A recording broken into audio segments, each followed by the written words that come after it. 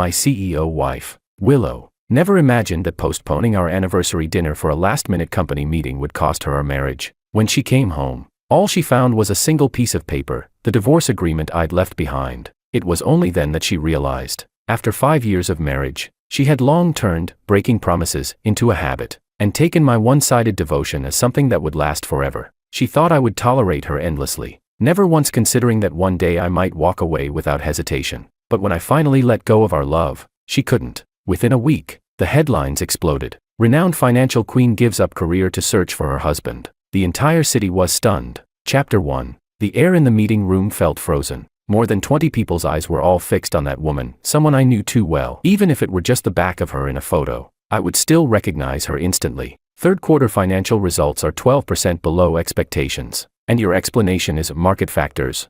She tapped her fingers lightly on the table as she spoke, her calm yet cutting tone making me instinctively straighten my back. She stood up. The sharp lines of her tailored suit matched the authority in her voice. She didn't need to speak loudly. No one in that room dared to interrupt. I want a full analysis of every issue and the corresponding solutions, on my desk before 10 tomorrow morning. President. Tomorrow's Saturday, someone murmured timidly. So, her brows arched slightly, her gaze sweeping across the room. Silence fell instantly. I used to love that ruthless self-discipline and strength of hers. Now, all I felt was exhaustion. Dinner, we had planned it together. Our wedding anniversary. It took me 2 months to book that window seat at La Seine. I sent her favorite roses there ahead of time, along with the pair of brooches she had hesitated over at an auction. I'd bought them for her. When I arrived at the restaurant, the waiter asked several times if I wanted to order. I smiled and said, "I'll wait a bit longer." Even I didn't know what exactly I was waiting for. At 8:15, my phone buzzed. Last-minute meeting. Eat first. Her messages were always short,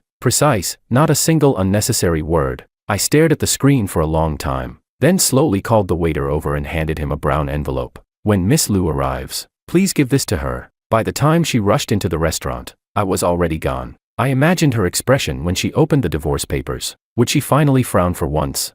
Or would she, as always, calmly sign her name and ask her lawyer about the next steps? I didn't know, and I didn't want to know anymore. When she came home, I was sorting through my files. She stormed in, slammed the papers onto the table. "What is this supposed to mean?" Her voice trembled, not from sadness, but from anger. "The literal meaning," I said calmly, as if we were negotiating a business contract. "Because of one dinner, you're divorcing me over one missed dinner?" I shook my head. "It's not about dinner." I took out my phone, opened a few screenshots, her chat history with the new investment director, Makoto. One particular line was circled. "Tonight's discussion was very pleasant. Looking forward to a more in-depth exchange next time." She snapped instantly. "That was work. You think I'm cheating on you?" "I don't." I rubbed my temples. "I know you didn't cheat." But when I saw that message, my first thought was, at least someone else still gets your time. She froze, as if drenched in ice water. "You know how busy I am." "I know. It's been 5 years. Willow." I let out a bitter laugh. 5 years of being second to your parents, your business partners, your fitness coach, even your mother's friends. And me, I was always last on the list. Those screenshots just made it clear to me, I can't keep lying to myself. I picked up the suitcase I'd packed days ago. "The house is yours. Sign the papers and let me know. Everything else, talk to the lawyer." When I closed the door, she didn't call after me. Maybe she already knew, calling wouldn't change a thing. She found the diary, the one I had intentionally left for her. On the very first page, it read, June 15, 2018, married Willow today. She said the honeymoon has to be postponed. There's a new project starting. It's fine. We have plenty of tomorrows. Back then, I truly believed in plenty of tomorrows. I had written down too much. 2019, my birthday. Willow bailed again. The cake melted. The piece with ice cream was her favorite. I couldn't bear to throw it away, so I ate it the next day. 2021, Lunar New Year. She chose to work overtime. I went to my parents' place alone. Mom asked why she didn't come. I said she was on a business trip. She would never know how perfectly I cooked the lamb chops that day. She would never know how many client dinners I declined, just for one of her hugs. I forgave her again and again, convincing myself each time, she's just too busy. She doesn't mean it. But deep down, I knew the truth. I was never part of her schedule. I wasn't one of those meetings marked in red on her calendar. I wasn't her mother's weekly reminder about herbal soups. I wasn't even as important as the location updates her fitness coach sent her. I was simply someone labeled, can be rescheduled anytime. Now she had finished reading the diary, finally realizing that it wasn't that I didn't love her. It was that she had never cherished me. At 3 a.m., I stood on the balcony of my small rented apartment, smoking the cigarette she used to hate. The winter air was freezing. but I didn't feel cold at all. I had finally let go, and she had finally learned that what she lost wasn't just a night, a dinner, or a few text messages. She lost the men who had always waited for her to come home. And I finally understood. Some people, you give them an entire spring, and all they return is a passing breeze. Chapter 2. Monday morning. Inside the company elevator, the moment Willow stepped in, the lively chatter quieted down a few degrees. Several young employees pretended to scroll on their phones, though their sneaky glances betrayed their curiosity. "Good morning, President," said Martin from the marketing department, forcing a polite smile. Willow nodded in response, her posture rigid and straight. She could feel the shift in the air, that thick, heavy silence before a storm. When she entered her office, her assistant Maria followed quickly behind, hesitating to speak. "Say it," Willow said as she set down her bag, her tone sharper than she intended. "President," Maria bit her lip before continuing. "There are some rumors going around. People are saying that Mr. Wang filed for divorce because, you're too strong-willed." Willow's fingers tightened on the edge of the desk, her nails almost digging into the wood. She should have expected this. In an environment where gossip spread faster than KPIs, her private life was bound to become the hottest topic. Who started it? "I'm not sure, but yesterday Director Makoto was chatting with some people in the break room for quite a while." Willow's gaze sharpened. Makoto, the newly hired investment director last month, Harvard MBA. Solid performance, but something about him always felt off. Noted. "How's the prep for the 10 o'clock project kickoff meeting?" Maria blinked, clearly thrown off by Willow's abrupt topic shift. "Everything's ready. But, are you okay, President?" "I'm fine." Willow forced a professional smile. "Get back to work." Once the door closed, her shoulders finally slumped. Her phone lit up, a message from her mother. "I heard you two divorced. Come home tonight. We need to talk." Willow flipped the phone face down on her desk, a sudden urge to smash something rising in her chest. Chapter 3. At the project kickoff meeting, Makoto spoke with his usual confidence. He had used far too much cologne today. The strong, heady scent made Willow's temples throb painfully. "I believe we should take a more aggressive approach with this merger," Makoto said, leaning forward, his elbow nearly brushing against Willow's arm. "What do you think, President?" Willow subtly shifted away, her expression unreadable. "I'll need to see the supporting data first." "Of course," Makoto smiled, flashing the self-assured grin that always felt just a little too practiced. He tapped on his phone a few times. "I've just sent some supplementary files to your inbox. Speaking of which, about that proposal we discussed last Thursday, have you given it any more thought?" "What proposal?" Willow frowned. "The one we talked about last Thursday night." Makoto gave a knowing wink. "You said you were looking forward to a more in-depth exchange, remember?" The room went silent. A chill ran down Willow's spine. Last Thursday, that was the exact date on the message screenshot George had shown her. Now she understood. A simple, routine work discussion, taken out of context, could sound unbearably suggestive. "Director Makoto." Willow's voice turned icy. "Let me make this clear, all our communication must remain strictly professional. If there has been any misunderstanding, now is your last chance to correct it." Makoto's smile faltered. "Of course, I just meant, continue the meeting." Willow cut him off, turning to the others. "Finance department, your analysis, please." After the meeting ended, Willow immediately called Sophia. Sophia had been her college roommate, now a lawyer, and one of the few people who knew the details of her divorce. "I need George's address," Willow said without preamble. There was a pause on the other end before Sophia spoke. "What are you planning to do?" "Talk to him. At least, apologize." "Willow," Sophia sighed softly. "He's living in a temporary apartment on the east side of the city. But that's not the point. Do you know he quit his job?" "What?" Willow nearly dropped her phone. "When?" "A month ago. He rented a small workshop, started a pottery studio." Sophia's tone carried disbelief. "Honestly, you two were married for 5 years, and you never knew he loved that?" Willow opened her mouth to argue but found herself speechless. George had occasionally molded small clay figures at home, but she'd always thought it was just a hobby, a way to pass time. Is he doing well?" she finally asked, her voice dry. "From what I've heard, yes. My husband stopped by last week, said he's actually pretty talented." Sophia paused, her voice gentler now. "Willow, maybe this separation is for the best. You never really knew him, did you?" The words pierced Willow's chest like a knife. She hung up quickly, afraid Sophia would hear the crack in her voice. Chapter 4. 7 p.m. At the Liu family villa, Willow's mother, Sandra, sat on the leather sofa, her perfectly maintained face marked with disapproval. "I told you that George wasn't good enough for you," Sandra said, taking a delicate sip of her tea. "If you hadn't insisted back then." "Mom," Willow interrupted, "it was my fault, not his." Sandra arched a perfectly drawn eyebrow. What nonsense. He's just an ordinary designer. Marrying you was already a stretch for him, and now he has the nerve to ask for a divorce. He filed for divorce because I neglected him for 5 years. Willow's voice rose. Because I always put work first. Because I don't even remember what he likes or hates anymore. Sandra set her teacup down with a sharp clink. And what's wrong with working hard, without your career? Would he have enjoyed such a comfortable life? Men are never satisfied. Does Dad feel the same way? Willow shot back. You've controlled him so tightly he doesn't even dare to go golfing anymore. Is he happy? Sandra's expression darkened. Watch your tone.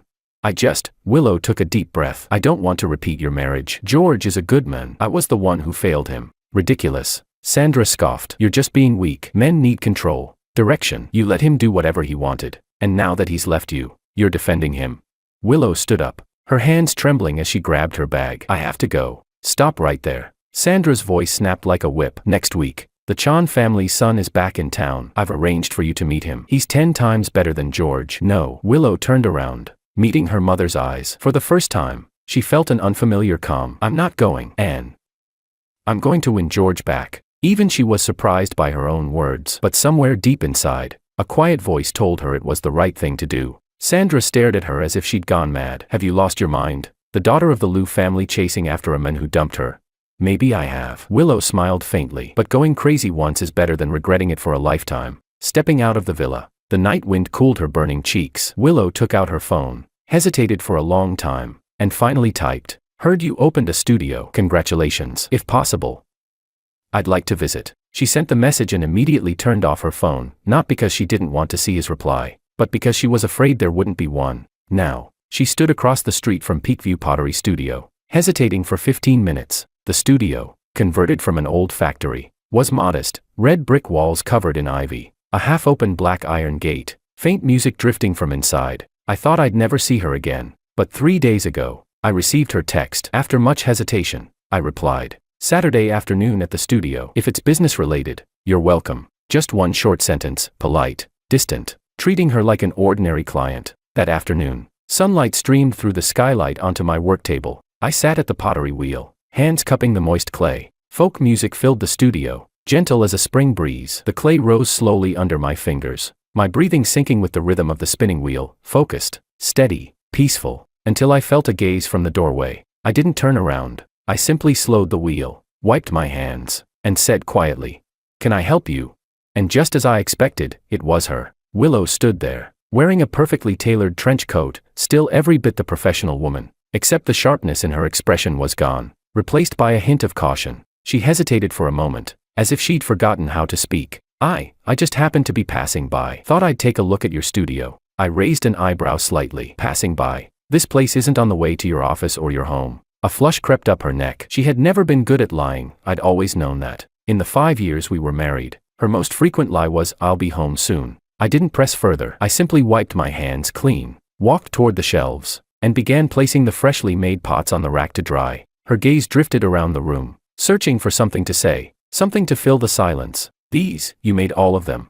I nodded. Yeah. I wasn't interested in showing off or explaining. She'd never cared before, never asked what I actually did at the ad agency, never even knew the projects I was in charge of. The air grew heavy between us. I thought I'd just let her look for a few minutes and leave, but then her eyes landed on the vase I'd just been working on. This one. The moment she reached toward it, I said coldly, the center of balance is off. It's going to collapse. Then, without hesitation, I pressed the clay down, crushing the shape entirely, and tossed the lump back into the reclaim bin. I heard her draw in a small, startled breath. The vase could have been saved, all it needed was a bit of reshaping. But I had no intention of fixing it, just like I had no intention of fixing our marriage. A cracked vase isn't worth mending. Why start doing this all of a sudden? Her voice trembled slightly. I mean, pottery. You never mentioned it before. Turning my back to her, I dropped the clay into the water bucket, my tone as calm as if I were telling someone else's story. I minored in ceramic art in college. Work got busy later, so I let it go. She was quiet for a moment. You never told me that. I finally turned to look at her, really looked at her. You never asked. I watched the way that single sentence struck her. She didn't cry. She didn't argue. She just stood there, stunned, then forced out a small, awkward comment. The studio name is interesting. Peakview. Is it taken from your name? Leaning against the sink, with damp clay still on my fingers, I looked at her and replied evenly, though there was a subtle edge in my voice. Not entirely. In ceramics, Peak view refers to a rare glaze pattern, random, uncontrollable, impossible to replicate. I paused, meeting her eyes, watching understanding dawn there for a fleeting second. Like certain moments in life, I said quietly, once you miss them, they're gone forever. The words chilled the room the moment they left my mouth, but I couldn't soften, not now. If I did, she might think there was still a way back. Her shoulders trembled faintly, as if struck by something unseen, but she said nothing. Then thunder cracked outside. Within seconds, rain poured down, drumming hard against the tin roof, as if the sky itself was breaking open. I walked to the window and pulled down the shade. Looks like you'll be here for a while, I said. This rain's not stopping anytime soon. She didn't answer, but I could tell she didn't want to leave. Or maybe she was waiting for me to give her some kind of sign. Tea? I asked, my voice neutral, the way one might speak to a casual visitor. Okay, she said softly, nodding. I turned toward the small kitchenette in the corner. The sound of boiling water and the faint fragrance of tea leaves unfurling in the cup, all of it was familiar to me. I warmed the cups, measured the leaves, poured the water, each step unhurried, deliberate. I could feel her gaze on my back, tinged with curiosity, the same kind that always came too late. She had always arrived too late, understood too late, felt too late. You quit your job for this? She asked as she accepted the cup from me, her voice careful, almost fragile. Sitting on the work stool opposite her, with just enough space between us, I replied evenly. Not entirely. 10 years in architectural design was enough. I was tired. I took a sip of tea, then added quietly. I'm 34. If I don't start doing what I actually want now, I might never get the chance. She hesitated. But, can you make a living from this? I looked at her, of course. That was her first question. A faint smile curved my lips, without warmth. Exactly what I expected. I gestured around the studio. It's breaking even. Not as profitable as before, but it's enough to live on. I didn't mean it like that. It's fine. I interrupted gently. Our values have always been different. Outside, the rain intensified. The world beyond the walls faded into a muffled blur. She stared at the wall calendar, the one marked with my upcoming exhibition dates and appointments. You have an exhibition? She asked. Next month, I said truthfully. A small joint one. Some friends and I are organizing it. She didn't reply, but I could tell what was running through her mind. Back when we were married, I had suggested visiting countless galleries, museums, art fairs, and she had always said, I'm too busy. Now, I finally had an exhibition of my own, and she finally had the time, but she was no longer the person who needed to be there. When the rain softened, she set down the teacup and stood. Thank you for the tea. I should go. I nodded, making no effort to stop her. At the door, I asked, do you have an umbrella? She shook her head. I knew she did. There was one in her bag, but I still reached behind the door and handed her the long black umbrella. Take it. What about you? I can wait until the rain stops. I made sure to avoid brushing against her fingers. Even that brief contact felt out of place now. She took the umbrella, then said quietly, it's hard to get a cab around here. Could you walk me to the subway?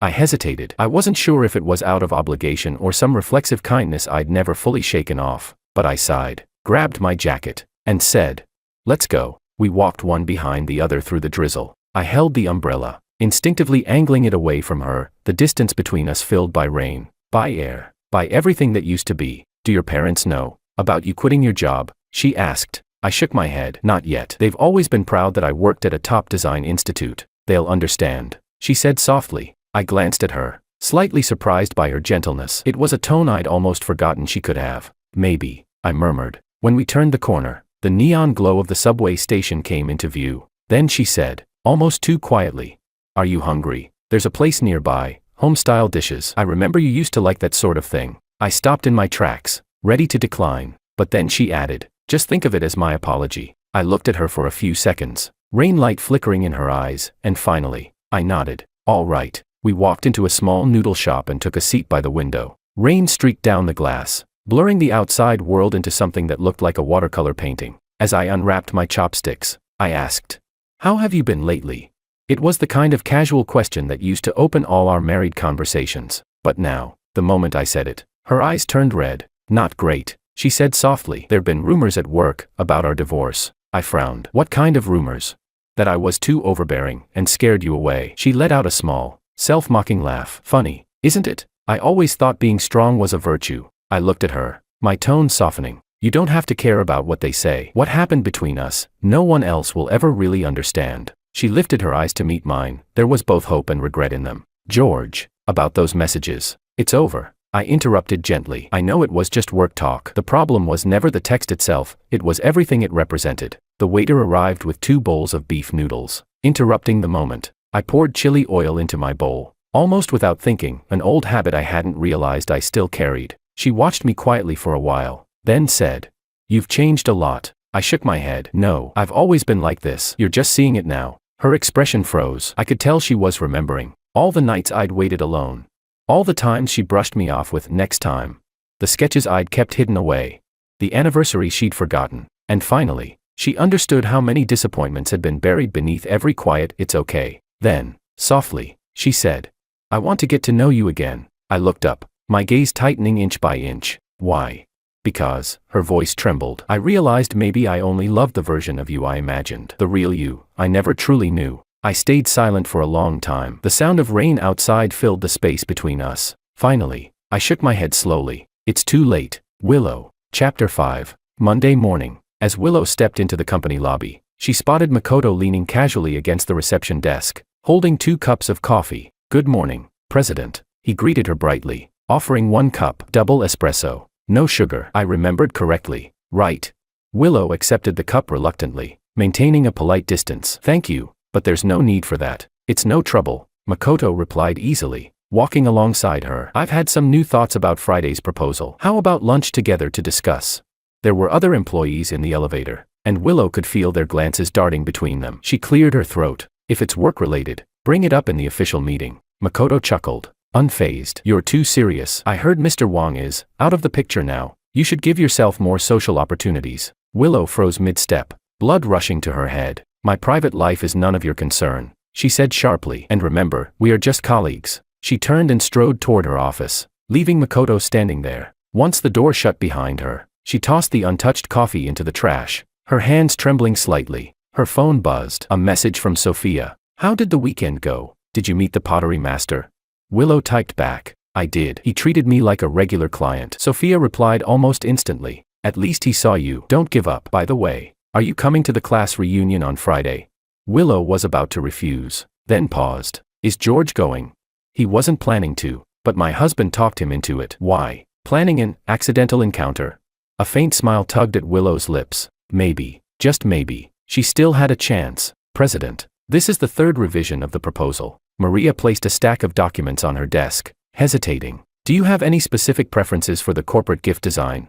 Willow looked up from her screen, absently twisting the ring finger on her left hand, where her wedding band used to be, leaving only a faint pale mark. "It needs to be unique, artistic, something that reflects our company culture, but not too commercial, like the style of Mr. Wong's studio," Maria blurted out. Willow's hand froze mid-motion. She lifted her gaze toward her assistant, who immediately turned red. "I'm sorry. I just noticed the ceramic cup on your desk last time. It looked really special." "It's fine," Willow said, relaxing a little, the corner of her mouth curving upward. "In fact, that's a good idea. Contact Peakview Pottery Studio and tell them we'd like to order 200 custom business gifts." Maria blinked. "Should I contact Mr. Wong directly?"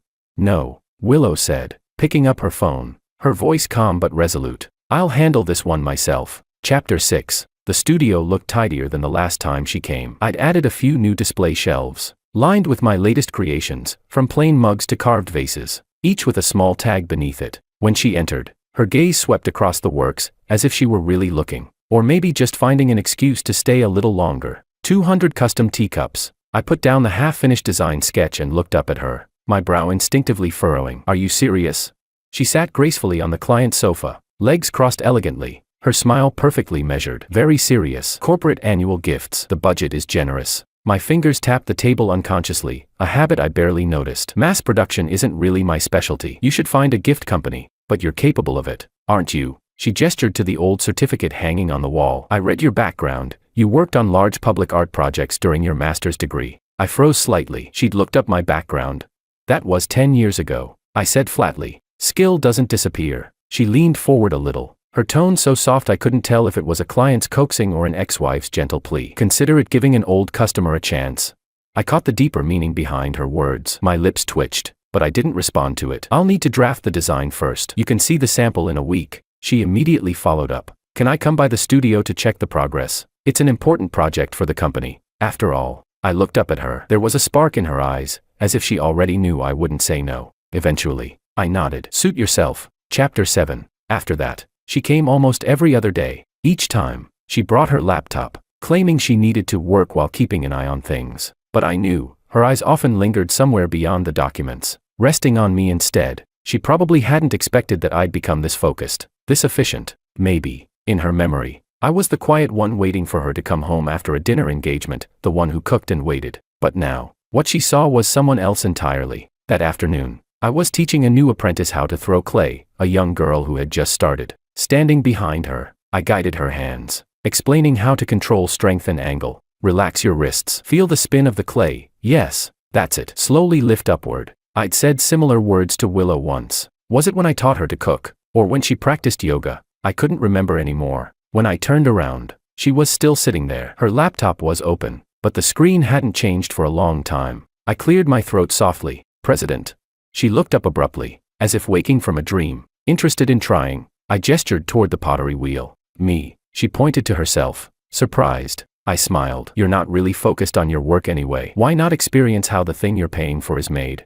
To my surprise, she actually closed the laptop and walked over to sit at the wheel. I watched her hover her hands above the lump of clay, looking tense and unsure. What do I do? She asked. Wet your hands first, I instructed. Then gently wrap them around the clay. It's alive, you have to guide it, not control it. She followed my words, but her first touch was too heavy, and the clay immediately went off-center. She grimaced. I messed it up. I smiled faintly. It's fine. Start again. In pottery, impatience is the greatest mistake. The second time she tried, her fingers were no longer so stiff. The lump of clay began to rise slowly, forming a reasonably neat cylinder under her palms. I didn't say a word, just stood beside her, watching the careful concentration on her face. I did it, she exclaimed, her voice bright with excitement, like a child who had just aced a test. I couldn't help but chuckle. Don't celebrate too soon, this is only the beginning. Her smile lingered, her eyes shining. But in that very moment, her movement grew a little too forceful, too much pressure, and the clay suddenly twisted out of shape. Instinctively, I wanted to tell her not to panic, but she was already reacting on impulse, trying to fix it. 3 deep scratches from her fingernails ran across the soft clay. I'm sorry. She jerked her hands back,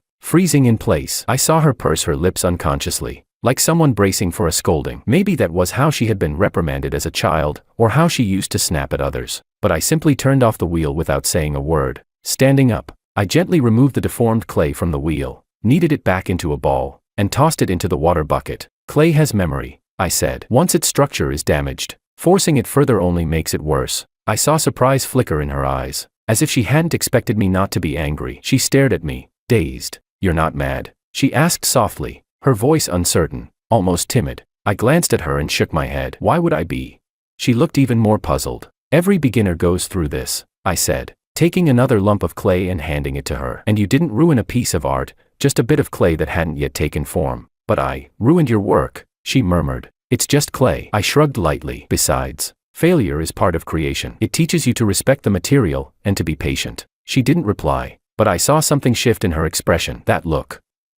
I knew it too well. It wasn't simple regret, it was the realization that she'd been wrong for a long time. And now that she finally understood, she had no idea how to turn back. We'd been married for so many years, yet only now was she truly hearing what I'd been saying all along. And what I said wasn't just about clay, it was about time, ideals, every bit of passion and persistence she'd ignored. Want to try again? I asked, holding the new piece of clay out to her. She looked at me and nodded. This time, she didn't smile, she didn't speak, she just sat quietly at the wheel, wet her hands, placed them gently on the clay, and began to turn the wheel, slowly, steadily. I stood beside her, watching as the lump of clay spun beneath her palms, rising, warping, gathering, unfolding. In that moment, her expression finally reminded me of the Willow who had always belonged to her work, calm, composed, focused. But this time, she was quiet not because of a contract or a meeting, she was quiet because she was feeling something with her hands, letting herself touch the world for once. Maybe she had never truly understood me, but at least for that fleeting moment, she was trying to. President, here's the report you asked for. Maria placed a folder on the desk, her eyes flicking curiously to the small clay bowl Willow was turning in her hands. Is that one of Mr. Wang's pieces? Willow smiled faintly. No, I made it. Pretty ugly, isn't it?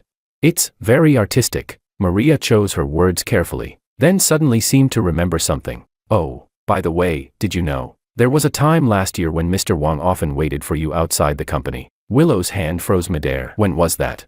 Around November, I think. It was already really cold, Maria recalled. One night, I worked late, it was past 9, and I saw him standing across the street by the coffee shop. I asked if he wanted me to let you know, but he said no, that you didn't like being disturbed when you were working. Willow's chest tightened painfully. Last November, that was the height of the annual merger project. She had been working almost every night until dawn. She couldn't remember at all that George had been waiting for her. He did that often? She asked quietly. Maria nodded. Later, I chatted with the security guard. Oldley. He said Mr. Wong came 2 or 3 times a week. Sometimes he waited for hours. Oldley wanted to go up and tell you, but Mr. Wong always refused. Said you were under a lot of pressure and he didn't want to bother you. Willow's vision blurred. She remembered that winter, every time she came home late, George would have hot tea and supper ready. He never complained, never asked where she had been, and she had never noticed the frostbite on his hands from waiting outside in the cold. President, are you all right? Maria asked softly, concern in her voice.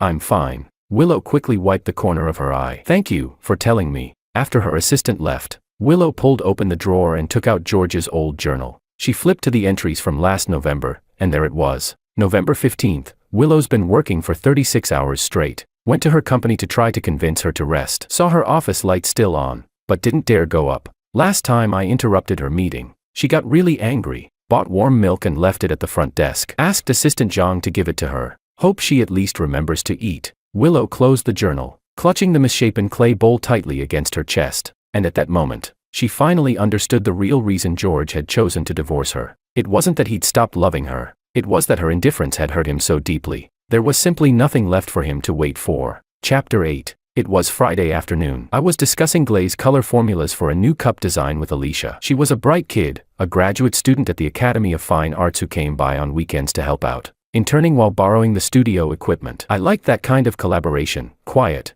unintrusive, focused purely on creation. She held up a mixture of blue-gray glaze, suggesting a subtle metallic gradient along the rim. I nodded, offered a few adjustments. We worked smoothly. There was a rare sense of wordless understanding between us. Just when I thought it would be another peaceful, fulfilling day, the door opened. I turned my head, and there was Willow, standing by the entrance, holding 2 cups of coffee, her smile a little stiff. Her eyes flicked between Alicia and me, and for a second, everything seemed to freeze. Willow, I called out instinctively. Alicia turned around too, curiosity sparking in her gaze, probably wondering who this woman was. Sorry, I didn't know you had company. Willow forced a polite smile, raising the coffee cup slightly. I just came to bring you some coffee. I walked over and took one from her. My fingers brushed hers briefly before letting go. Thanks, I said, keeping my tone as even as I could. Then I turned to introduce them. This is Alicia, my cousin. She's a grad student at the Art Academy. Helps out here on weekends. Alicia, this is Willow, my. Before I could finish, she said it for me. Ex-wife. She extended her hand, like she wanted to make a point, or maybe just mock herself. Nice to meet you. Alicia's eyes widened. Oh wow, you're the legendary finance queen. Mr. Wong talks about you all the. Alicia. I cut her off immediately. Could you glaze the bisque-fired batch for me? Alicia blinked, then caught on quickly. With a mischievous grin, she slipped away to the other side of the room. What was she about to say? Willow asked, her tone calm but her eyes giving away a flicker of curiosity, or was it something else? I coughed lightly, steering the topic away. Nothing important. The design drafts are finished, want to see them. I led her to the display table, where 5 sample cups stood in a neat row. Each one had been made with a different technique, distinct firing curves, subtly varied textures. Even the logo at the bottom had been reworked into an integrated design. Her fingers brushed along the rim of one cup, her touch slow, deliberate, almost reverent. They're perfect, she murmured. Just fundamentals, I said, trying to sound casual, to stop my emotions from spilling out. Pick one. We can start mass production next week. But she didn't answer. Instead, she looked up at me, and asked something I never expected. After the divorce, have you ever regretted it? I froze for a split second. Why are you asking? I managed to keep my voice steady. Because I have. Her gaze locked onto mine, eyes as bright as they were on the day we got married. So bright I couldn't hold them for long. Every single day, she added. I took a deep breath, but before I could answer her, the door opened again. That voice, I knew it all too well. Willow, I knew I'd find you here. I turned around. Makoto stood at the doorway, holding a bouquet of red roses like he'd come to make a declaration of war. Willow's hand jerked back from the cup she had just touched, as if burned, and I felt the faint ripple in my chest go completely still. Her tone turned cold. I don't recall we had plans today. Last-minute idea. He raised the bouquet with a practiced smile. The most beautiful flowers for the most beautiful woman. From the corner, I heard Alicia give a soft, disdainful snort. I didn't stop her. Her instincts were rarely wrong. Willow didn't take the flowers. I saw the flicker of embarrassment cross her face, but she steadied her voice. I'm in the middle of a business discussion. Oh. Makoto arched a brow, his gaze shifting toward me. I thought you two were finished. The words were casual on the surface, but the provocation underneath was deliberate. I kept my composure, pushing down the heat rising in my chest. We are discussing business. The president commissioned us to make the company's annual gifts. He scanned the studio, his eyes sliding over the shelves and tools, the clay and glazes, as if he were appraising a small-time craftsman's shop. This kind of tiny setup can handle a corporate order. Willow, I know several suppliers far more professional than this. Before I could respond, Willow spoke first, her tone sharp as ice. Director Makoto, first of all, address me properly, it's president. Second, my business decisions don't require your input. And lastly, please leave. For a moment, I was stunned. In 5 years of marriage, she had never once stood up for me in front of anyone. And now, she didn't even hesitate. Makoto's smile faltered. He slammed the bouquet down onto the work table. Suit yourself. Then he stormed out, the door slamming so hard that the small ceramics on the shelves trembled. Silence spread like still water. Sorry, Willow murmured after a while. I cleared my throat softly. It's fine. Have you decided on the design?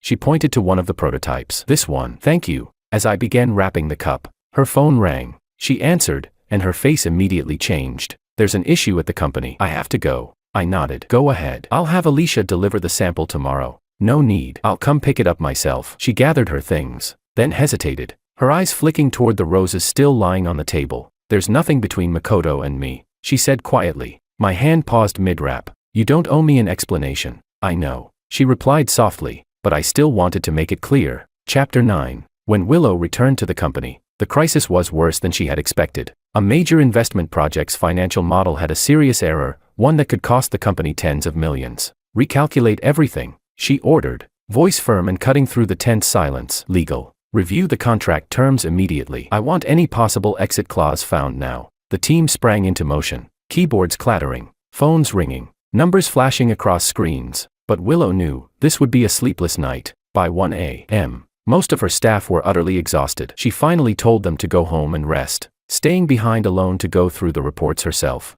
Her fingers hovered over the contact labeled George in her phone. For a moment, she almost pressed call. In the past, whenever work crises hit, George was always the calmest person she knew. On those long nights, he would listen quietly as she vented, then point out what she'd missed, always from an angle she hadn't considered. Her thumb lingered above the screen for several seconds, before she withdrew her hand. She couldn't rely on him anymore, not like before. Not as if she still had that right. Outside the window, the city's lights were fading, leaving only a few scattered glimmers, and in that silence, Willow finally understood those nights described in George's journal, the ones where he waited for someone who never came home, worried but too afraid to disturb her, eventually falling asleep alone. By 5 in the morning, they had finally found a solution. Willow slumped back in her chair, utterly drained, her eyes burning from fatigue. The coffee on her desk had long gone cold, leaving a ring of dried residue at the bottom, as murky as her spinning thoughts. President, Maria peeked into the room, her voice soft but startled. Did you stay up all night again? Should I get you some breakfast? No, thank you. Willow forced a smile. Is everyone ready for the 9 o'clock emergency meeting? They've all been notified. But maybe you should go home and rest first. Willow shook her head. No time. She pushed herself up from the chair, and a wave of dizziness hit so suddenly she had to grab the edge of the desk for balance. President, Maria rushed over in alarm. You're pale. Are you all right? I'm fine, Willow waved weakly. Just low blood sugar, probably. Wait here. Maria ran out, returning minutes later with a small box of chocolates. Please, eat this first. I'll call Mr. Wong to come pick you up. Willow's head snapped up. Why George? Maria blinked. Because, last time you were sick, she stopped mid-sentence, realizing her mistake. Last time, when? Willow pressed, her voice low but urgent. Last December, I think, Maria said softly. You'd been working over 40 hours straight and came down with a bad fever. Mr. Wong came to get you. Stayed at the hospital all night. He told me not to mention it, said you didn't like people seeing you when you're weak. Willow's throat tightened. She had no memory of that night, just a blur of the hospital ceiling and the 4-needle in her hand. She'd always assumed it was her assistant who'd taken her there. There's no need to call him, she said at last, voice faint but steady. I'll be fine. Chapter 10. By the time the meeting ended, it was already 3 in the afternoon. Willow had forced herself through 2 grueling hours of crisis management. Now she felt completely drained, like something inside her had been hollowed out. When she returned to her office, she stopped short in surprise. There was a thermal lunch bag sitting neatly on her desk. "What's this?"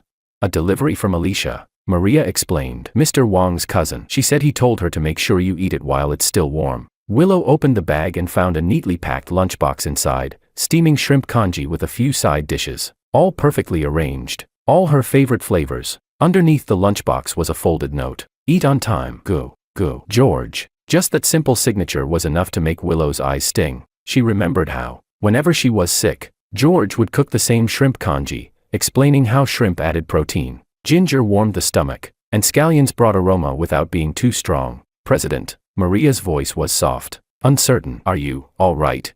Willow quickly wiped the corner of her eye. "Yes. Tell Alicia I said thank you. She already left." "But," Maria hesitated. "She mentioned that Mr. Wang talked to Miss Sophia on the phone last night. He heard the company was in trouble, so he made this for you." The spoon froze midair. So George had found out through Sophia, and he'd stayed up, worried enough to cook and send food through his cousin. That quiet warmth spread through her chest before she could stop it. After finishing the congee, she felt noticeably better. She opened her laptop, ready to dive back into work, only to notice an unread email from an unfamiliar sender. The subject line read, "Some thoughts on the financial model." She clicked it open. It was a thorough analysis of the very crisis she had been dealing with, clear, professional, and precise. The message pointed out several risk factors she had overlooked, and even suggested potential solutions. There was no signature, but the phrasing, the way of thinking, it was unmistakably George. Her heart began to pound. Without thinking, she called Sophia. "Did you tell George about what's happening at my company?" Sophia's voice instantly turned guilty. "He just asked how you've been, and I might have mentioned you were dealing with a work problem." "Why?" "He sent me an email," Willow said quietly. "Anonymous. About the project. Let me guess, no name." Sophia chuckled softly on the other end. Classic George, always helping in silence, pretending it's nothing. Willow bit her lip. "Does he still ask about me? Often?" "What do you think?" Sophia replied. "Every time we meet, the first thing out of his mouth is, 'How's Willow?' He still can't let go, just keeps pretending he already has." When the call ended, Willow sat staring at the email for a long time. Finally, she clicked reply, and typed just one word, "Thank you." Chapter 11. It was 10 at night. I sat in the noodle shop downstairs from my studio, staring at the bowl of soup noodles that had long gone cold. The screen of my phone lit up, no new messages. I didn't even know what I was waiting for. I went to her apartment today. The door code was still the same, my birthday. She hadn't changed it. I didn't know what that meant, and I didn't dare to think too much about it. I just left the ribs and vegetables on the kitchen counter, glanced at the photo wall. Our wedding photo was still there, covered in a thin layer of dust. I left a note. "Eat on time. Go." When I stepped out, I lingered at the doorway for a long time. The door wasn't locked. I almost turned back, but I didn't, because I knew if I went back inside a second time, I might never be able to leave again. Before leaving, I placed some medicine and vitamins by her door. Alicia had mentioned she'd been looking pale lately. I didn't know in what capacity I was doing these things anymore, ex-husband, friend, no one. All I knew was that when she was tired, she always forgot to take care of herself. And I'd gotten used to quietly filling in those small gaps she left behind, the ordinary parts of life she always overlooked. I didn't tell her I had been there today. Didn't tell her I'd seen the wedding photo still hanging on the wall. Didn't tell her I stood outside for 20 minutes, trying to summon the courage to type in that code, the one that once belonged to us. I just hoped that maybe, even because of these little things, she'd eat properly, rest on time, and live a little gentler with herself. Chapter 12. It was late Friday night. I was already in bed, ready to sleep, when my phone rang. Alicia's name flashed on the screen. "Brother, Willow's burning up," she said in a panic. "I brought her congee, but she can barely stand." I sat up instantly. "She's home alone." "Yeah. Are you going to do something about it or not?" I hesitated for a moment. "I'm coming over." "No need," Alicia interrupted. "I'm already here. Just call her tomorrow." "Okay." Then she hung up, but I couldn't sleep after that. I sat in the living room, staring at my phone, the way I used to stare at it when she was on business trips, waiting for her to text that she'd landed safely. I wasn't her husband anymore, but my chest still clenched tight whenever she was sick. I knew she wouldn't tell me what was happening. She never did. She wouldn't admit how hard it was to face things alone. Just like in those 5 years of marriage, she always downplayed everything, always smiled through exhaustion, always said, "I'm fine," but she wasn't fine. She just didn't know how to say she wasn't. That's why I kept doing it, cooking, leaving notes, dropping off medicine, umbrellas, reminders, being the invisible stranger who never intruded, but always showed up when she needed someone most. I knew I shouldn't get close again, but I'd never truly left. If she could just eat well, rest properly, and not burn herself out with another fever alone, then maybe the small things I did still meant something, because I once loved her so deeply. And now I could only love her like this, quietly. As the ex-husband she no longer saw, the thermometer beeped sharply through the phone. Before I even heard the rest, Alicia's voice trembled on the other end. 39, 6 degrees. Brother, you were right. My mind went blank. I didn't catch anything she said after that. I didn't even put on my shoes properly, just grabbed my medical kit and ran. It wasn't the first time she'd had a fever, but before, I was the one sitting by her bedside all night, not leaving her for a second. Now, she wouldn't even say, "I'm not feeling well." I raced up the stairs, heart pounding. Alicia opened the door, and I rushed past her straight into the bedroom. Willow was curled up in bed, her face flushed red, eyes hazy with fever. The confident, sharp, high-heeled executive I'd known was now fragile, like a small flame about to go out. "How long has it been?" I asked, trying to sound calm, though my fingers trembled. "Since last night, started with a headache." Her voice was barely more than a whisper. I had to lean close to hear. I reached out, pressing my palm gently to her forehead.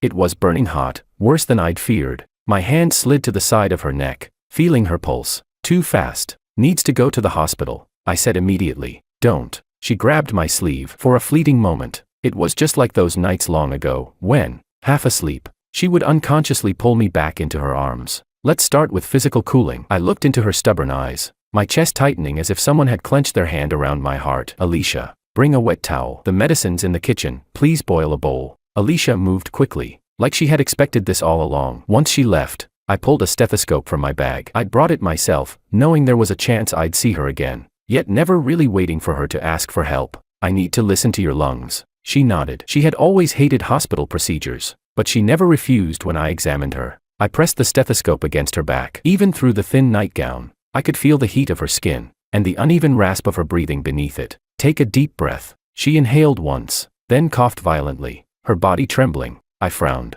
lowering my voice. "There's a wheeze in your lungs. If the fever doesn't drop by morning, you have to go to the hospital." "When did you start practicing medicine?" Her voice was weak, like wind brushing past the edge of glass. I packed the stethoscope away and tried to sound light. "My dad's a traditional Chinese doctor. I grew up surrounded by it." I paused, glancing at her. "You never knew?"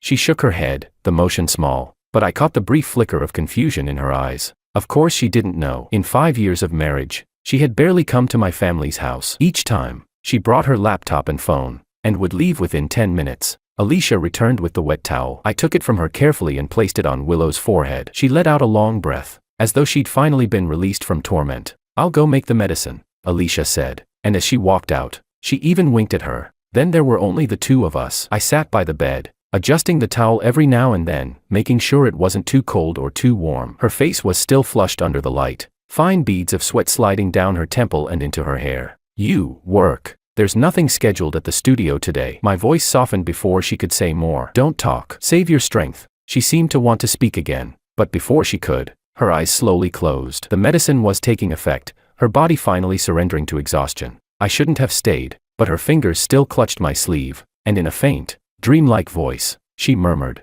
"I'm sorry. I was wrong. I shouldn't have ignored you." My hand froze midair, then she pulled my hand against her burning cheek, as if searching for something familiar, something safe. "I know," I whispered at last. Maybe she really did, but so what? I watched her drift into deep sleep, wiped the sweat from her forehead, and replaced the fever patch. When Alicia finished boiling the medicine, I asked her to leave it by the bed and wrote a note for Willow to see. "Take 1 dose every 4 hours. Alicia's in the guest room. Call her if you need anything. I'll check on you in the morning." Go. I looked at her one last time. Her breathing was steady, her face less flushed. She slept quietly, peacefully, just like the early years of our marriage, when she still trusted me enough to lean on me. As I closed the door behind me, I heard a voice in my head ask, "Do you still want to go back?"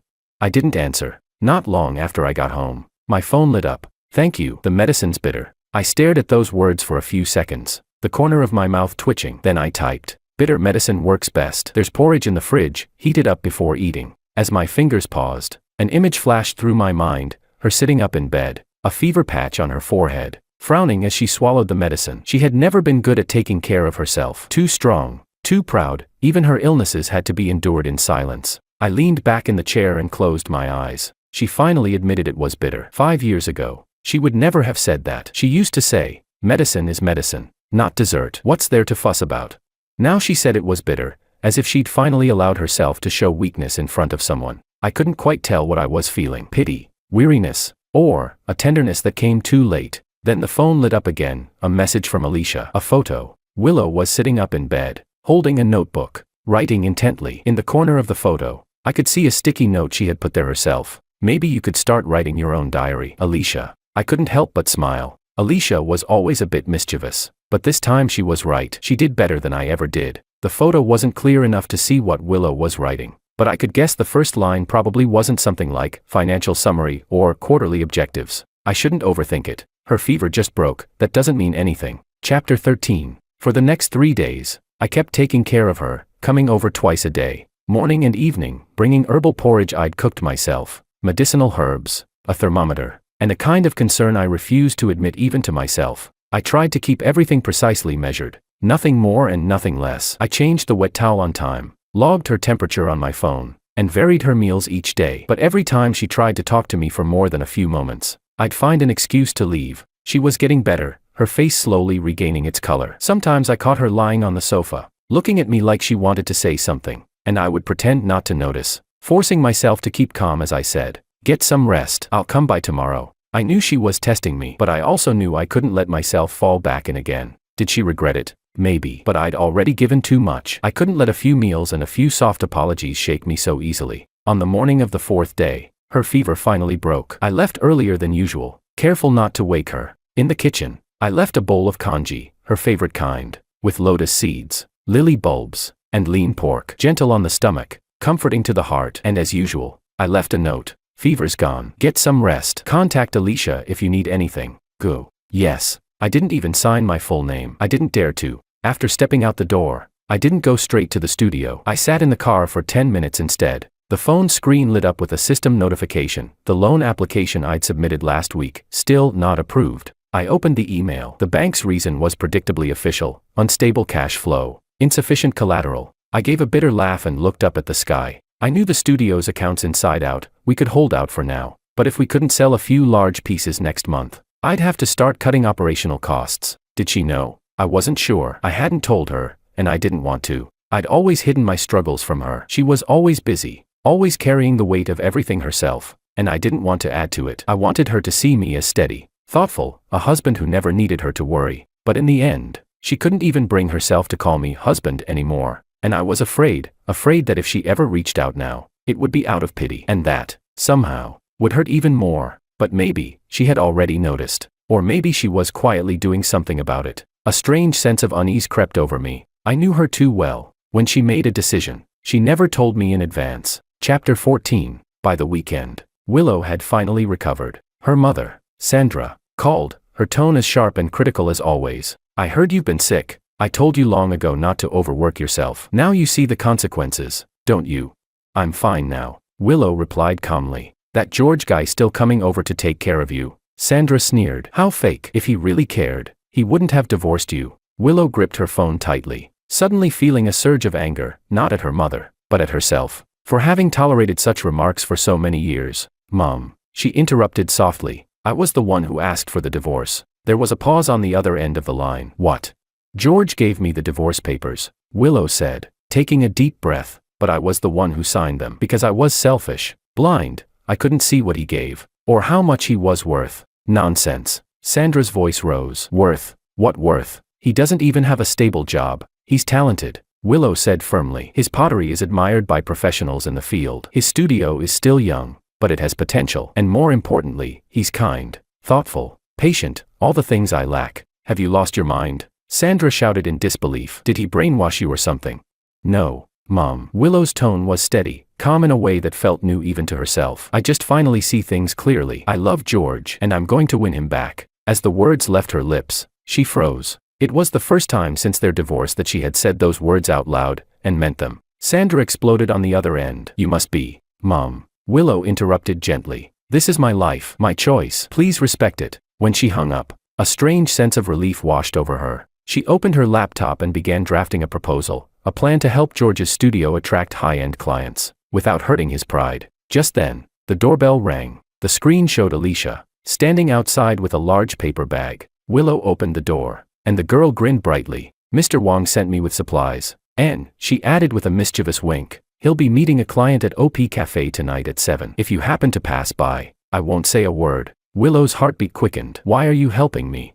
Alicia's smile softened. "Because it's obvious you two still love each other. You're just both too proud to admit it." She handed over the bag. "Mr. Wong deserves happiness, and you're the only one who can give him that kind of happiness." Inside the bag, along with food and medicine, was a small handcrafted ceramic jar filled with honey lemon candies, Willow's favorite whenever she had a cough. She opened the husband-finding diary and wrote on a fresh page, "May 25th, I must learn to love George the way he once loved me, quietly, but everywhere." Chapter 15. Through the tall glass window of OP Café, I saw her at once, Willow. She was wearing a dark blue dress, simple, elegant, perfectly composed for this mild weather. The pearl earrings she wore caught my eye immediately. I recognized them, the birthday gift I'd given her when I turned 30. She sat in a corner seat, from there she could see the door, but she wasn't easy to notice. That was her style, calm, measured, always leaving space between herself and the world, gentle, yet restrained. I had actually arrived a few minutes early and stood outside for a while before going in.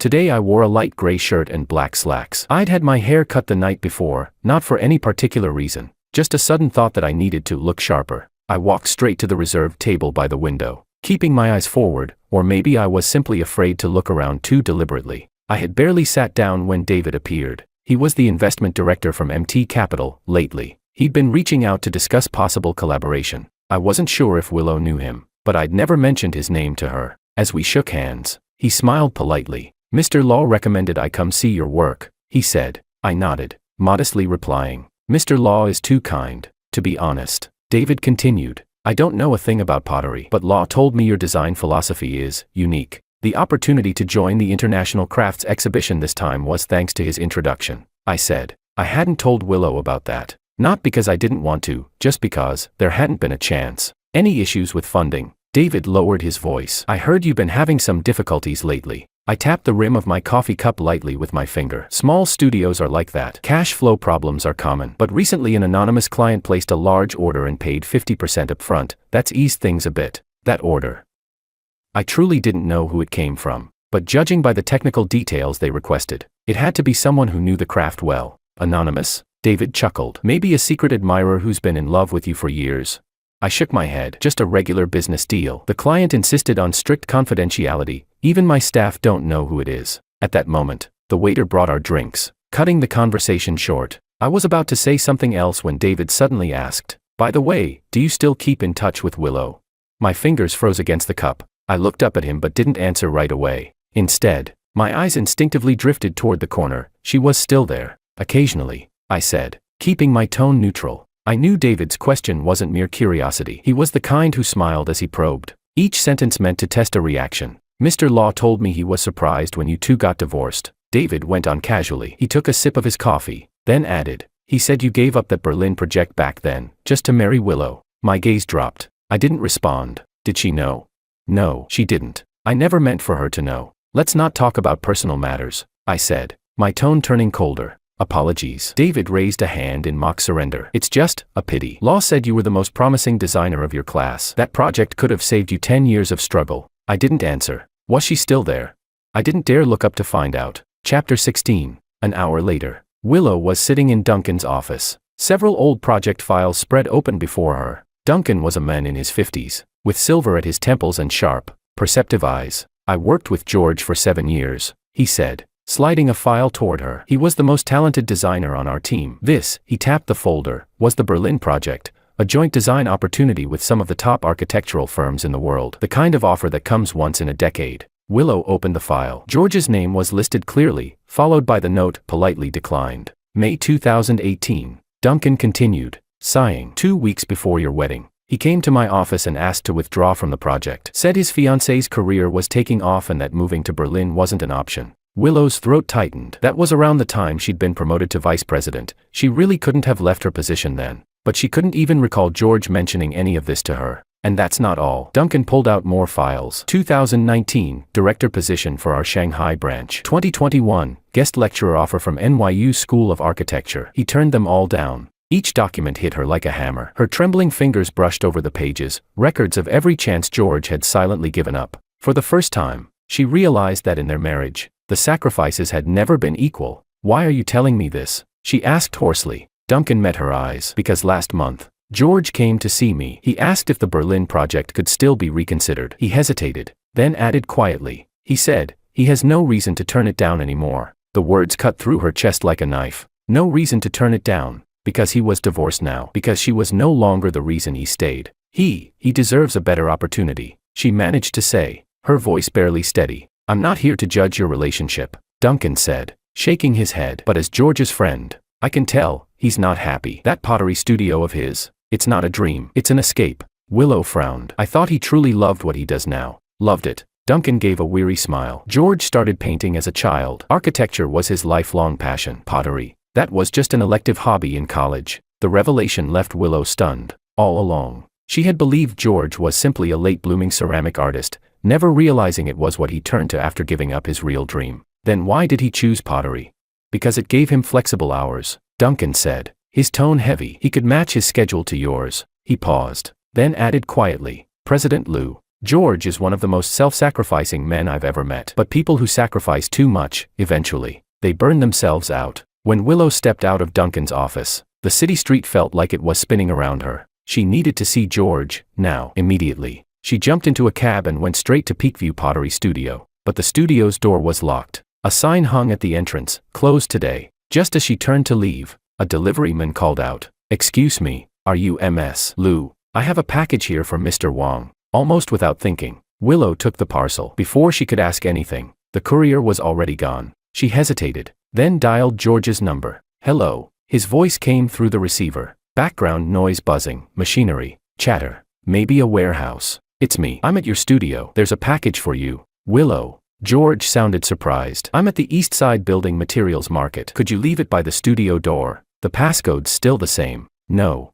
Willow said quickly. "I'll bring it to you. There's something I want to talk about." There was a pause on the other end. Then he said quietly, "All right, I'll send you the address on WeChat." Chapter 17. The East Side Building Materials Market was even more chaotic than I'd imagined. It wasn't the kind of place I liked to visit, but for that batch of custom ceramic tiles, I had to oversee things myself. The samples had just arrived. I crouched down, inspecting the glaze along the edges. Sunlight slanted through the high steel roof, mixing with the smell of cement and dust, making my head throb a little. Then I heard that voice, soft, familiar, from behind me. "George." I turned around and saw her. Willow stood beside a stack of tiles, heels clicking lightly against the concrete, a package in her arms. The sunlight made her face look pale. "Thanks," I said, keeping my tone steady. "You didn't have to bring it over yourself." She didn't answer right away. She just looked at me, and in her eyes was something I couldn't quite read. "I wanted to see you," she finally said, her voice thinner than I remembered. "I just came from seeing Duncan."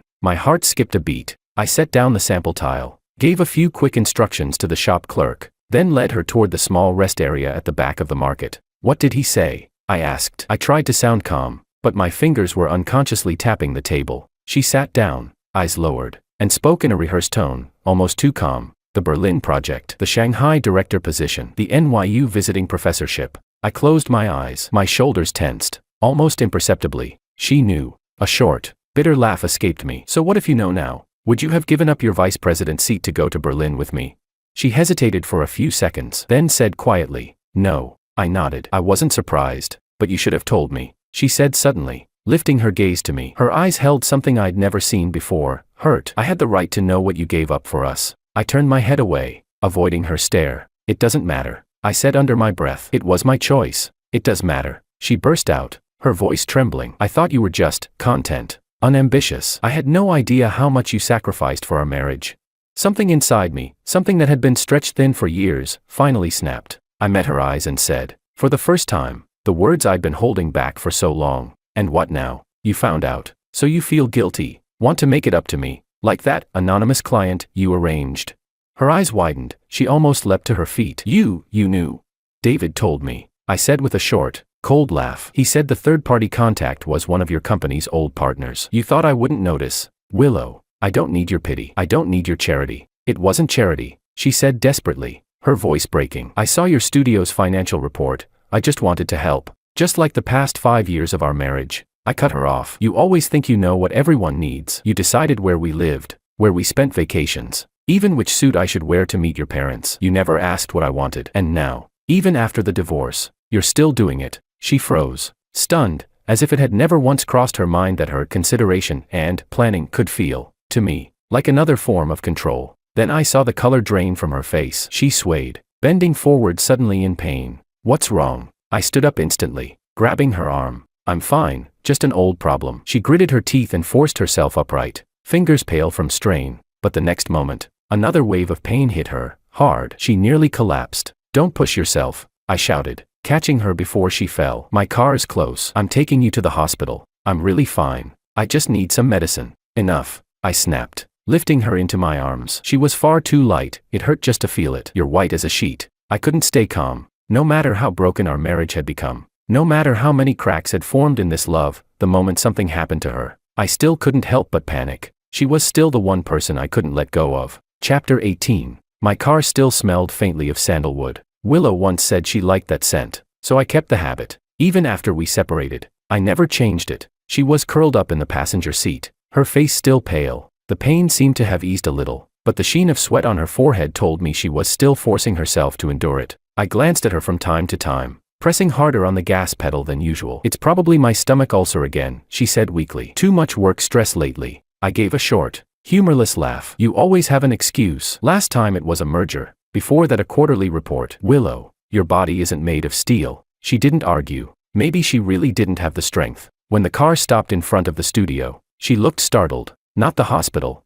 Let's take the medicine first. See how you respond, I said, getting out and unbuckling her seatbelt. If it doesn't get better, we'll go. I've got some on hand, and some porridge I made. She didn't protest. I half-held, half-supported her into the small rest area. It was a simple space, a sofa bed, a mini fridge, and the little kitchen setup I'd built myself. She'd been here before, but back then, she never even glanced around. I turned to boil water, grabbed the medicine, and reheated the porridge. My movements were the same as years ago, when I used to take care of her during her fevers. Only then, she'd be drinking porridge with one hand while editing PowerPoints and taking client calls with the other. Now, finally, she was quiet, leaning against the pillow, watching me work. Feeling any better? I asked, setting the bowl in her hands and sitting by the bed. She nodded slightly. It was yam and pork rib porridge, her favorite, especially when her stomach acted up. George, she murmured, about those opportunities.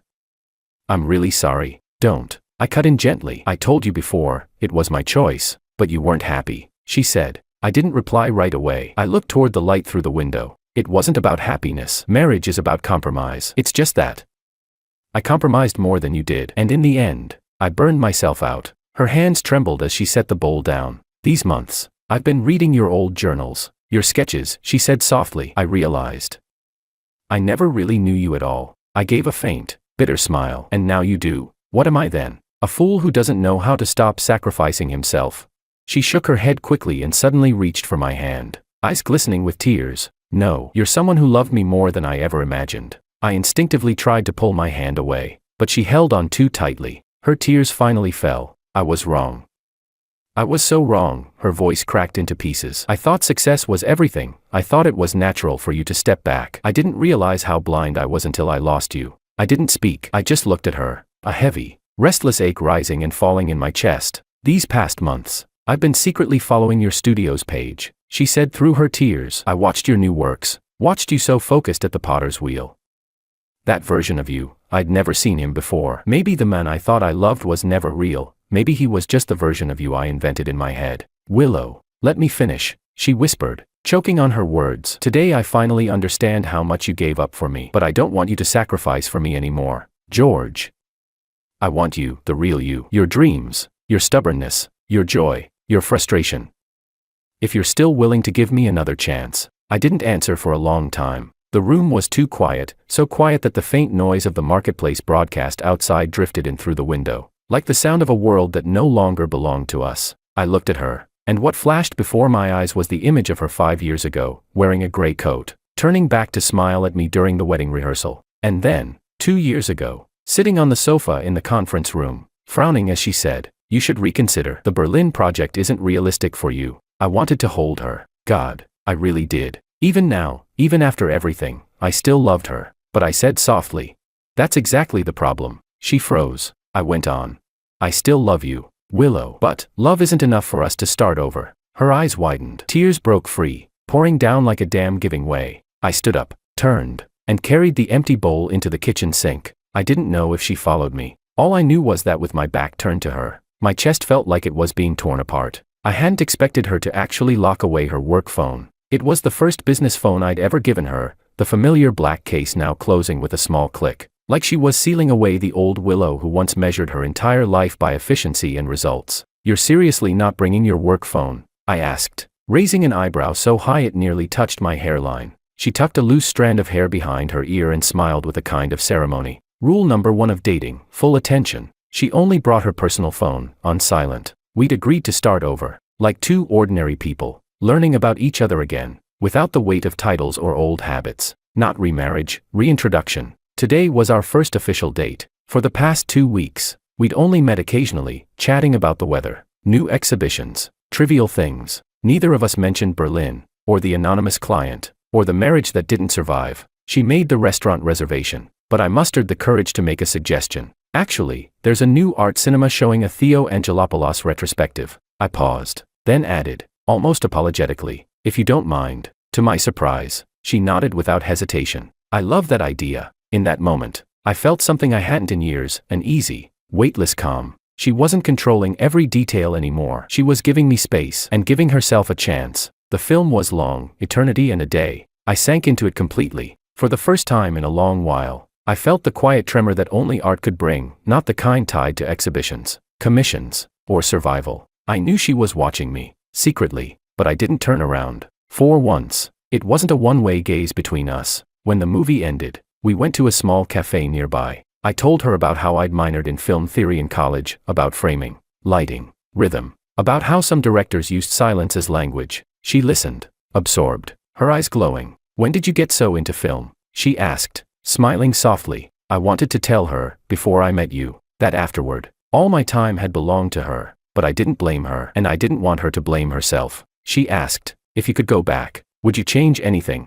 I said, no. Without all those mistakes, we wouldn't be sitting here now. Her eyes glistened again, and I simply reached out, and gently took her hand. Chapter 19. At 3 in the morning, my phone started vibrating on the nightstand. The caller ID showed Willow. That wasn't like her. Even though we'd reconnected, our relationship wasn't at the point where she'd call me at this hour. I picked up, hello. On the other end came ragged breathing, and between gasps, a broken word. Hospital. I was instantly awake, sitting upright. What happened? My dad. People's Hospital, Heart. Her voice was a mess, words tripping, trembling, fighting to get out. Where are you? I'm coming right now. She didn't answer again. I threw on jeans and a t-shirt, already heading out the door as I dialed Domingo. His brother-in-law was the deputy director at People's Hospital. I didn't know if he could intervene in an emergency surgery, but at least he could tell me what was happening. When I arrived, it was 3:25 a.m. The ER lights were painfully bright, but the corridor was cold and empty. I texted Domingo back. He confirmed the lead surgeon was Professor Kim, and arranged for a post-op care team just in case. When she arrived, she practically stumbled through the entrance. I rushed forward, catching her bag, and her almost collapsing body. The surgery just started, I told her. Professor Kim's performing it. He's one of the best. Your mom's upstairs, 5th floor, outside the operating room. She blinked, dazed. How did you know? I pressed the elevator button and kept my tone steady. I called Domingo on the way. Her hands were shaking, gripping my sleeve so tightly I could feel the tension in her fingertips. She was holding herself together, but only barely. On the 5th floor, Sandra sat slumped on a bench outside the operating theater. Her makeup had run. Her eyes were red and swollen. The doctor said the artery was badly blocked. She choked. They're putting in a stent. I forced calm into my voice. Professor Kim is experienced. The success rate is high. I've already arranged the post-op care team. Try not to worry. She looked up at me. For the first time, I saw something in her eyes I'd never seen before, approval. It didn't move me exactly, but somehow, I felt that. For once, tonight, I'd done something right. The next 6 hours crawled by like a slow-motion film. Willow sat beside me, her knuckles white, silent the entire time. I went out to buy coffee and sandwiches. When I came back, she was leaning against the wall, eyes closed, pretending to rest, though I could tell she hadn't slept at all. I held out the coffee to her. She didn't take it, only lifted her gaze slightly. Your phone's about to die, I said. I'll find a charger. She nodded, not refusing this time. She'd always been that independent. So independent that even when she was falling apart, she tried to look perfectly composed. She didn't realize I could see right through it. At 8:30 a.m., the light above the operating room finally went off. Professor Kim came out, removing his mask. His tone was calm. The surgery was very successful. The relief barely hit me before Willow's body gave out. I caught her as she slumped forward. When her head fell against my shoulder, I felt the weight of everything she'd been holding in, finally breaking loose. Professor Kim explained a few post-op instructions. The patient couldn't be visited today, he said. Come back tomorrow. I looked at Willow, then at her mother. I'll take you home to rest for a bit. I told Sandra, you should change clothes. Eat something, otherwise, you'll both collapse. She hesitated, then nodded. No argument, no resistance. When I drove her home, she was silent the whole way. I half expected her to say something cutting, maybe, where were you when it mattered? Or, you're meddling again. But instead, just before getting out, she whispered, thank you. I didn't turn around. Standing outside that hospital in the pale morning light, I only knew one thing. I wanted Willow not to be afraid anymore, even if we were no longer each other's destination.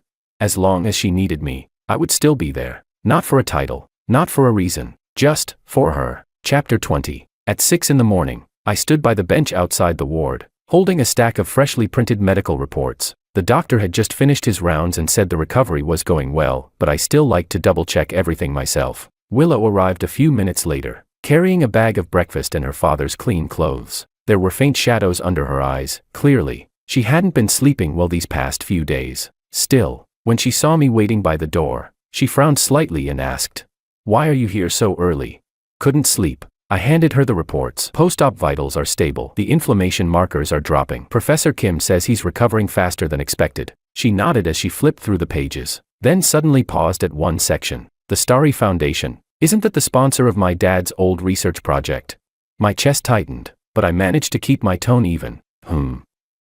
I suppose so. She gave me a searching look, but said nothing. I turned and pushed open the ward door. Her father was awake, propped up against the pillow. His face was still pale, but his voice carried more strength than the day before. George, you're here again. You've done so much, thank you. It's nothing, Uncle, I said, stepping forward to adjust the angle of the bed and set the meal tray across his lap. He smiled faintly. You've always been steady. Everything you do is steady. I didn't reply. Maybe he was right. Maybe people like me only know how to do the steady things. These days, I'd practically lived at the hospital. While Willow handled her work, I coordinated with the doctors, spoke with the nurses, even tracked down a copy of the Dunhuang manuscripts collection, her father's favorite book. Each night when Willow arrived to take over, I quietly slipped away. And every morning, I came back before she did. We didn't talk much, but somehow our rhythm fit, smoother, more natural than it ever had during our marriage. On the fourth afternoon, she said she wanted to go home to shower. I nodded, planning to stay until dinner. But 20 minutes after she left, my phone buzzed. Where are you? I stared at the message for a moment, then replied, at the hospital. Just finished ordering your dad's soft meal. What's wrong? She didn't answer. Still, something in my gut felt off, as if the air had subtly shifted. By dusk, her reply came. My dad wants walnut pastries from Old Street. Can you bring some for him? Then, after a pause, another message. Don't bring anything else. Thank you for everything. I stared at the screen for a long time. I didn't know whether she had found out something, or if this was just her way of saying goodbye. But I knew one thing, for Willow to say thank you at all, that already meant a lot. I hadn't done any of this to be thanked. I never wanted her to know what I'd arranged behind the scenes. But at that moment, I felt something unexpected, a quiet sense of relief, because at least, for once, she had seen it, even if only for a moment. Chapter 21. The day Willow's father was discharged from the hospital, I went early to help them get home. But the moment she walked into the ward, I could tell something was wrong. Sure enough, not long after she got back to the office, she called me and said she wanted to talk. Half an hour later, we met at the park near her company. June sunlight filtered through the plane tree leaves, scattering into shifting patches of gold. I sat on a bench waiting. When she appeared, I knew there was a major decision waiting on her lips, and I was right. She told me the company had given her an offer she couldn't refuse. President of the Asia-Pacific region, based in Singapore. For 3 years, I stared ahead at the fountain, watching the arcs of water rise and fall. I wasn't surprised. It was everything she'd ever dreamed of, and I knew it. Congratulations, I said, keeping my voice steady. That's an incredible opportunity. She looked at me for a long moment, as if waiting for me to say something else, to ask her not to go. Maybe, but I didn't. I was no longer the George from 5 years ago. The man who hid every emotion behind quiet sacrifice. If I accept it, she said at last, it means we'll be apart for at least 3 years. I nodded. I know, but that shouldn't be the reason you say no. She blinked, caught off guard, and after a moment asked softly, are you saying, you'll wait for me? I met her eyes. I'm saying, we'll figure it out together. The studio can expand. Southeast Asia's art market is growing fast. I can fly there, or set up a branch. The point is, this time, it doesn't have to be either/or. She looked at me, and for the first time, her gaze wasn't filled with anxiety, but with a quiet, human warmth. I need some time to think, she said. I reached out and brushed a leaf off her shoulder. Whatever you decide, I told her, I'll support you. But please, make the choice for yourself. Not for me, not for anyone else. She didn't answer, but I saw it, that long-lost softness in her eyes. That afternoon, we went our separate ways, neither of us pushing for what came next. The next evening, I was firing a batch of ceramics in the studio when my phone buzzed. Can we talk? Now. It was her. I replied instantly, at the studio, waiting for you. When she arrived, night had fallen completely. The light from the doorway framed her silhouette, soft, cinematic. You're just in time, I said, setting down my tools. A new batch just came out of the kiln. She walked over, looking down at the row of ceramic cups, each designed around a zodiac constellation. Her eyes lingered on one, a deep blue cup, its glaze scattered with golden specks. Like the night sky we saw on our honeymoon in the Maldives. This one is, she whispered, a custom order, I said. She didn't respond. Instead, she reached into her bag and took out 2 notebooks, one I recognized immediately, the marriage diary, the other. She slid across the table to me, her notebook, the husband-seeking diary. For a moment, I just stared. That was when it finally hit me. She hadn't been distant or indifferent lately. She'd been working through things in her own way. She was trying to understand me, on her own terms. She opened the notebook and began to read aloud. Each word trembled slightly as it left her lips. May 18th, today I went to George's studio for the first time, watching him at the pottery wheel, completely focused.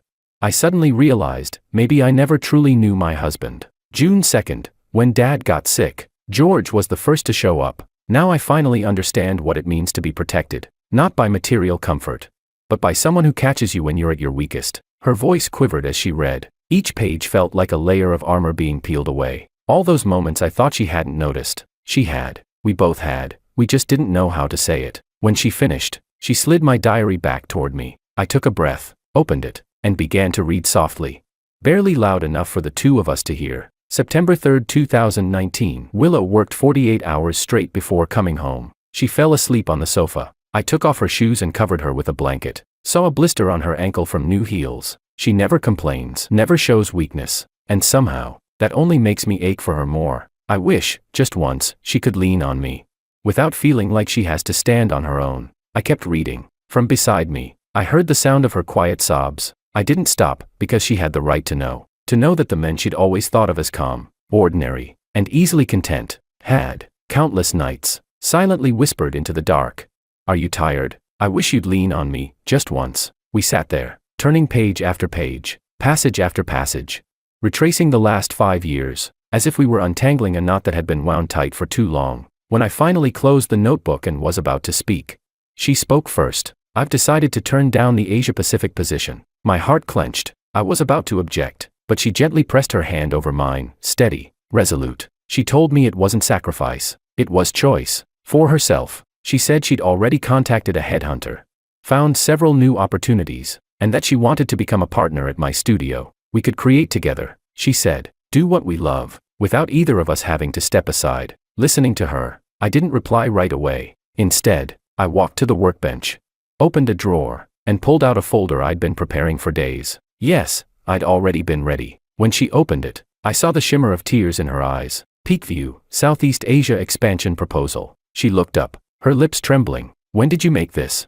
These past few days, I said quietly. I don't want to love you through sacrifice anymore. I want to love you through building, through what we create together. She threw her arms around me, tears soaking into my shirt. I didn't move away. Then she whispered, through her tears, that she had a better idea. 2 years in Singapore, she said, and then we'll go to Berlin together. Her eyes shone. You owe yourself that Berlin project, and I can work remotely. I looked at her, and my heart softened completely. I nodded. In that moment, I knew she had truly changed, and she truly loved. Then she reached into her bag and took out a small box. Inside, a pair of platinum rings.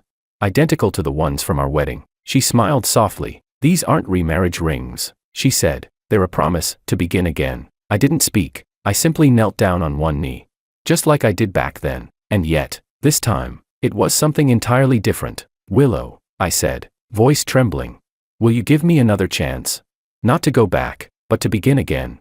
As the people we were always meant to become." She smiled through her tears, and in that glow, her eyes sparkled like the stars over the Maldives that night so long ago. She nodded. Chapter 22. She arrived at La Seine restaurant, on time. 5 minutes earlier than me. I was sitting by the window, the familiar river view flowing quietly behind me. I held the menu in my hands but hadn't read a single word. 5 years ago today, she had been 2 hours late. I sat here back then, staring at a table of cold dishes. And in the end, all I got was a text from her assistant. That night, I walked away carrying the last piece of paper from our marriage, the divorce agreement. But tonight, she was different. A pale-colored dress, steady steps, clear eyes. When she entered, I immediately stood up and pulled out her chair. "Happy anniversary," I heard myself say, my voice unconsciously softer than usual. She smiled, met my eyes as she sat down, and in that single glance, I knew we had finally turned the page. Dinner flowed naturally from start to finish. We talked about new orders at the studio, and about the company she'd soon be joining. She mentioned maybe adopting a dog, and asked whether I preferred Shiba Inus or Border Collies. I said lightly, "Whichever one you like." And she rolled her eyes at me, playful, alive. We were like two ordinary people at the start of something new. Getting to know each other again. Learning to fall into rhythm again. No old sharpness. No wary silences. Just us, rediscovering ease. When dessert arrived, I reached into my pocket and took out a small brocade box I'd kept hidden for a long time. She stiffened slightly, as if she'd guessed something and guessed wrong. "Don't panic," I said with a smile. "Just open it." She did, and froze. Inside was a tiny ceramic cup, no bigger than her thumb. "Turn it over," I said. She carefully flipped it, and her fingertips brushed against a row of carved numbers. 2018, 6/15, our wedding day. For a few seconds, she was silent. Then her gaze softened. I took out a second cup. "This one's for the day of our first fight, 2019, 4/7. She gave a small, quiet mm. One by one, I lifted each cup from the box. 7 in total, each one different in shape and glaze. Each one representing a moment in our story. The day we met, falling in love, the wedding, the first argument, the silence, the reunion, and the last cup was the largest, a coffee mug. She looked at it, hesitant. As I handed it to her, on the bottom, the carved date read, 2023, 5/20, the day we divorced. She looked up at me, voice barely above a whisper. "That day is worth remembering too." I took her hand, looked straight into her eyes, and nodded. "Especially that day," I said. "Without it, we wouldn't have become who we are now." Her eyes turned red, while her emotions softened just a little. I slowly lifted from the cup the ring I had designed myself. It wasn't our old wedding band. I had deliberately chosen a new design, a main diamond, flanked by 2 small sapphires. Just like my Starry Night pottery series, quiet, profound, yet glimmering with hope. I stood, then knelt halfway before her, took a steady breath, and said, "Willow." I looked straight into her eyes. "Will you marry me again? Not to return to our old marriage, but to begin a new journey, 2 more complete people, loving each other in a healthier way." She didn't answer. She just kissed me. She pulled me up and held me tight, fierce, certain, and full of resolve, like every important decision she had ever made in her life, decisive, brave, and leaving no way back. When we finally sat down again, I realized the sound around us, applause. People in the restaurant were smiling. A few cheering. Even the waiter nodded with a grin. I lowered my head, embarrassed, just about to say something to break the tension, when she suddenly reached into her bag and pulled something out. A small, lopsided clay figurine. "I made it," she said. "My first piece, under your guidance." She set it on the table, at the base of the tiny figure. She had carved today's date, and beneath it, a line of handwriting. "Please take care of me for the rest of our lives." I looked at the crooked little figure, and laughed until my eyes filled with tears. Then, with full solemnity, I placed it beside the row of ceramic cups. To others, it must have looked like the most mismatched display imaginable, but to me, it was priceless, because that was our story, real, imperfect, and utterly sincere. When we left the restaurant, I stopped by the door, reached into my jacket pocket, and took out a key. I placed it in her palm. She looked at me, confused, her eyes full of question marks. "The studio key," I said softly. "You're always welcome home." The way she gripped that key, I'll remember it for the rest of my life. Her palm was small but strong, and the metal teeth left faint marks in her skin. She looked at me then, and in her eyes, there was no doubt, no hesitation. Only, for the first time between us, nothing left unseen.